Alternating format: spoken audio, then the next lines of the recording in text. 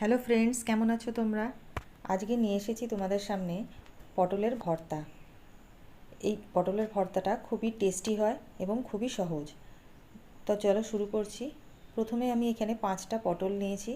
সেটাকে আমি খুব ভালো করে ধুয়ে শুকনো করে মুছে নিয়েছি। এবার পটলগুলোকে আমি টুকরো টুকরো করে কেটে নিচ্ছি। দেখতে পাচ্ছ সমস্ত পটল কাটা হয়ে গেছে।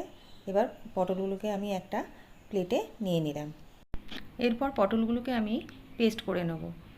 সেই জন্য তোমরা মিক্সিতেও করতে পারো বা শিলনোড়াতেও করতে পারো। আমি মিক্সিতে করে নিচ্ছি। পটলটাকে আমি রাফলি পেস্ট করব।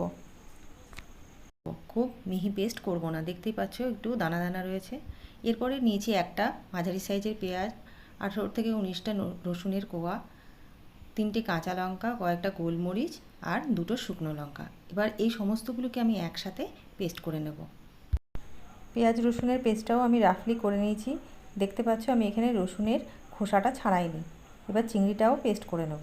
8 থেকে 9টা কি 10টা যেরকম বাড়িতে রয়েছে সেরকম কয়েকটা চিংড়ি মাছ পেস্ট করে নিয়েছি। তারপরে 1 চামচ কালো জিরে শুকনো খোলায় ভেজে নেব। এটাকেও আমি রাফলি গুঁড়ো করে নেব। দেখতে পাচ্ছ আমি রাফলি গুঁড়ো করে নিয়েছি। এরপরে আমি শুরু করব পটলের ভর্তার রেসিপিটা। প্রথমে কড়াইতে 2 চামচ সর্ষের তেল গরম করে কিছুটা কালো জিরে আর একটা শুকনো লঙ্কা ফোড়ন দিয়ে দিয়েছি। এরপরে আমি পেঁয়াজ আর রসুনের পেস্টটাকে দিয়ে দিলাম। দিয়ে খুব ভালো করে এটাকে ভাজতে থাকবো যতক্ষণ না এর কাঁচা গন্ধটা চলে যায়। খুব ভালো করে ভাজা হয়ে এসছে। এরপরে আমি এটাকে সাইডে করে নেব এবং মাঝখানে একটা গ্যাপ তৈরি করব, যাতে এর মধ্যে আমি একটু তেল দিতে পারি। প্রথমে আমি কম তেল দিয়েছি যাতে মশলাটা না বেশি ক্রিস্পি হয়ে যায়। এরপরে 1 চামচ তেল দিয়ে পটলটা দিয়ে দিচ্ছি। সমস্ত পটল আমি দিয়ে দিলাম। পটলের পেস্টটাকে পেঁয়াজ রসুনের পেস্টের সাথে খুব ভালো করে মিশিয়ে নিচ্ছি। বন্ধুরা, আমার রান্না যদি ভালো লেগে থাকে তাহলে লাইক, কমেন্ট, সাবস্ক্রাইব করে পাশে থাকবে। খুব ভালো করে মেশানো হয়ে এসছে। হলুদ দিয়ে দিলাম। হলুদটাকেও খুব ভালো করে স্প্রেড করে নিচ্ছি।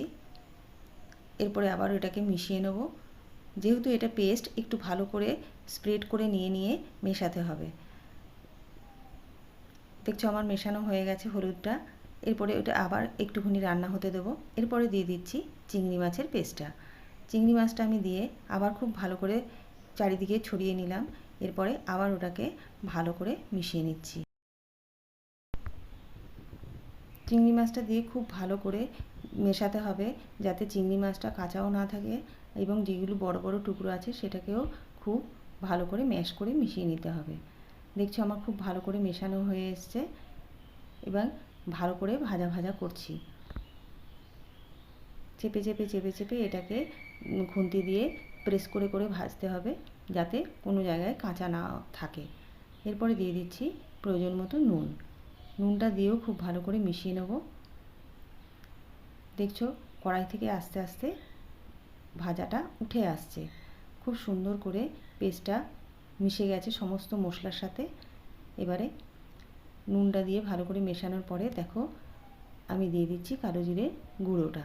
কালো জিরে গুঁড়োটাকে খুব ভালো করে মিশিয়ে নেব। এরপরে দেখছো যে আমার ভাজাটা কতটা কমে এসেছে। পটলের যে ভর্তাটা যে আমি তৈরি করছি প্রথমে যেই পরিমাণটা ছিল তার থেকে কতটা কমে এসছে। ভাজতে ভাজতে ভাজতে ভাজতে এটা খুব শুকনো মতন হয়ে আসবে এবং কড়াই থেকে উঠে আসবে। দেখো খুব সুন্দর ভাজা হয়ে এসছে। কড়াই থেকে পুরো গুটিয়ে এসেছে।